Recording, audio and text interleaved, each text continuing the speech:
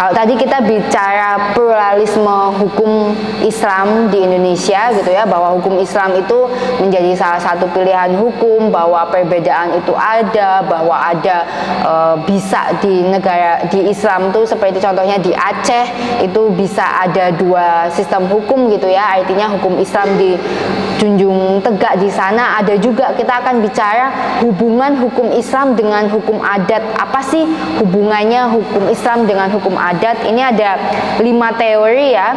Yang pertama ada teori otoritas hukum, receptio in complexu, teori resepsi exit, dan receptio a contrario. Nah, ini sebenarnya semua ada di dalam buku yang saya tulis, tapi menjadi terserah kalian apakah kalian akan membeli atau tidak. Saya tidak ada mewajibkan, tetapi semua hal-hal yang di dalam PowerPoint ini kan saya penjelasannya singkat ya. Nah, untuk penjelasan detail ada di dalam buku saya, tetapi saya tidak juga mewajibkan, hanya bagi yang mau saja membeli dan merasa penting untuk memiliki saja yang membeli, nggak ada masalah. Jadi kalau memang sudah bisa belajar dari slide ini merasa cukup, nggak apa-apa. Nah, yang pertama ini adalah teori penerimaan otoritas hukum.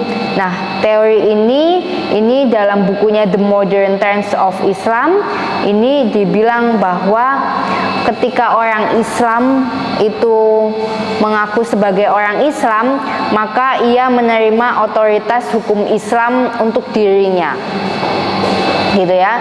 Sehingga tentunya kalau yang teori penerimaan otoritas Islam ini menyampaikan bahwa kalau orang Islam ya harus pakai hukum Islam, gitu ya, seperti itu. Tapi yang kedua ini ada yang bilang teori receptio in complexu, sehingga mengatakan bahwa bagi orang Islam berlaku penuh hukum Islam sebab ia telah mengaku menjadi orang Islam walaupun dalam pelaksanaannya terdapat penyimpangan-penyimpangan.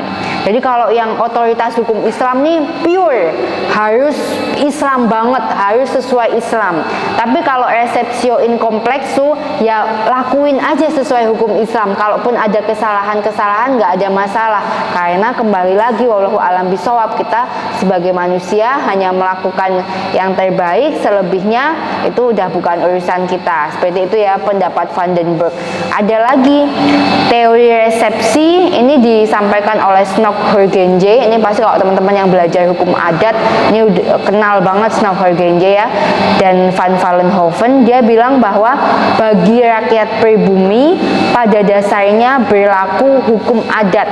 Hukum Islam berlaku kalau norma hukum Islam itu telah diterima oleh masyarakat adat. Contoh, jadi kayak di Jogja misalkan, teman-teman mungkin sering dengar Islam abangan gitu ya. Nah, kalau di Jogja itu masih kental banget Islamnya, Islam yang memang dulu kan agamanya tuh lebih dahulu Hindu dan Buddha gitu ya, sehingga yang saat ini berislam pun masih banyak sekali yang juga menggunakan hukum-hukum adat. Jadi contohnya misalkan mereka pepasang sesaji gitu ya, teman-teman tahu kan ya sesaji ya, jadi ada makanan-makanan atau ada bunga-bunga, tetap orang itu sholat Islam, tapi pada saat melakukan selamatan atau apa gitu ya masih menggunakan itu gitu ya. Jadi seperti itu teori resepsi.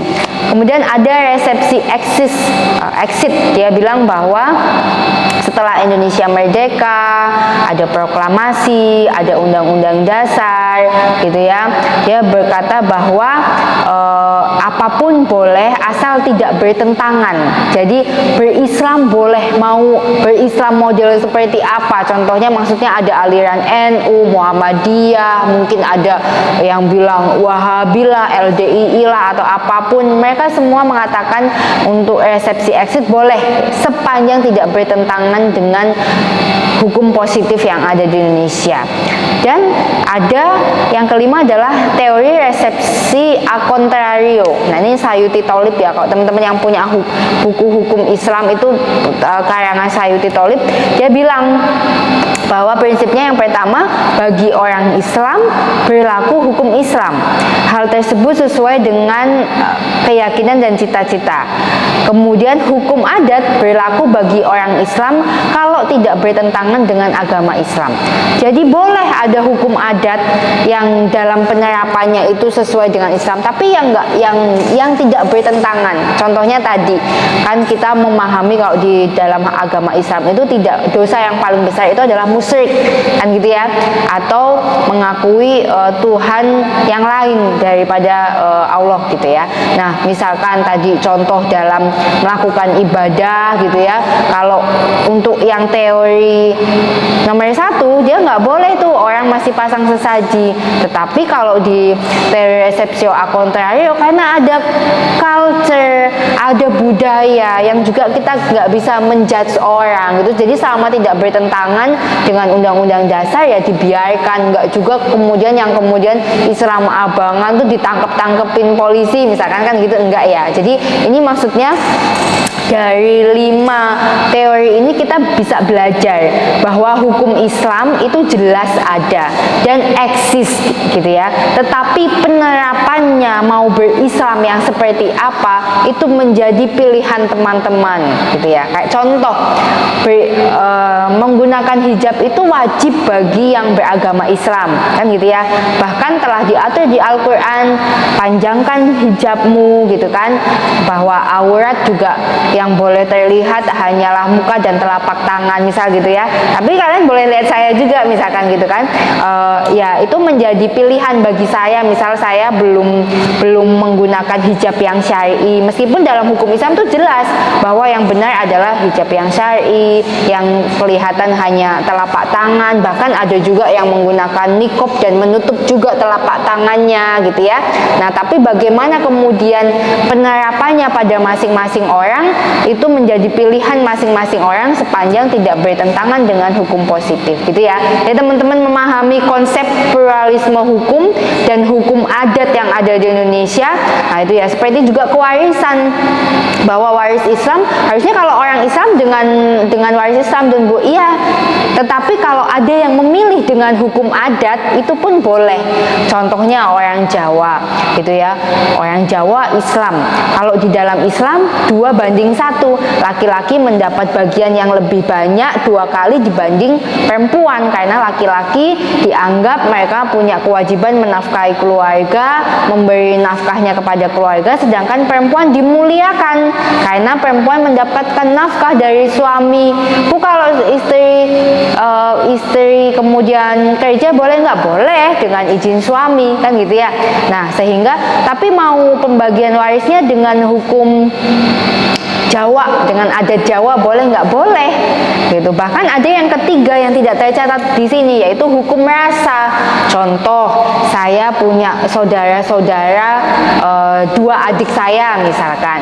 Ketika pembagian waris, mungkin saya merasa pertama secara usia saya paling tua, kemudian melihat adik-adik saya yang belum mapan, saya bisa aja, ya sudah saya terima warisan dari bapak ibu saya yang sudah meninggal setengahnya saja, setengahnya saya berikan kepada adik-adik saya sebagai rasa syukur saya karena saya bersyukur punya kehidupan yang lebih baik. Boleh loh. Atau bahkan saya menolak untuk menerima, setengahnya saya berikan semua kepada adik-adik saya, setengahnya lagi diwakafkan untuk membuat masjid misalkan. Itu boleh, itu namanya hukum merasa. Jadi pada saat kita merasa jauh lebih beruntung, kita merasa jauh lebih berkecukupan, kita menolak untuk menerima dan memberikan untuk saudara-saudara kita yang membutuhkan, itu juga diperbolehkan gitu ya. Oke, sehingga pada teori-teori yang saya sampaikan di atas, kita melihat bahwa dalam pluralisme, dalam berhukum, kita memiliki pilihan sepanjang tidak bertentangan dengan hukum positif yang ada.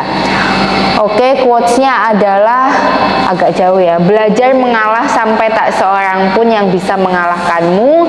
Belajarlah merendah sampai tak seorang pun yang bisa merendahkanmu. Ini contohnya adalah, jadi kalau teman-teman berdebat nih sama adiknya teman-teman yang mohon maaf tidak jauh jauh lebih tua, pertama misalkan tidak jauh lebih pintar, teman-teman berantem nih sampai kayak berantem sama orang apa gitu ya, itu nggak tepat. Jadi ada pepatah yang mengatakan bahwa ketika kita bodoh kita ingin pintar, tetapi ketika kita pintar kita ingin bijaksana. Jadi lihat lawan bicaramu, tidak boleh dalam banyak hal tuh kita memaksa gitu ya. Contoh misalkan pun kita memberitahu kepada orang tua kita yang tidak mengerti hukum tentang satu hukum, kita tidak boleh merasa lebih pintar, karena tentunya ada norma atau etika yang harus kita junjung tinggi. Jadi ada pepatahnya juga, berdebat dengan 1000 orang pandai lebih menyenangkan dan lebih seimbang daripada harus berdebat dengan satu orang yang bodoh. Jadi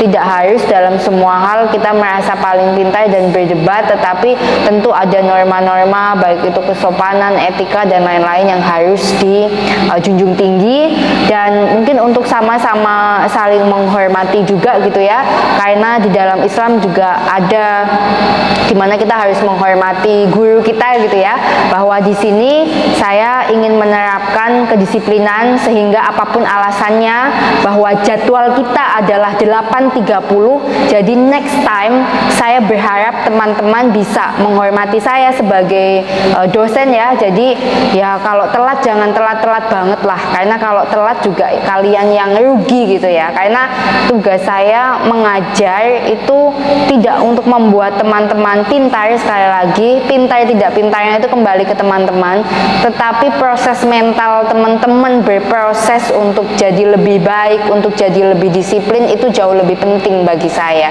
Jadi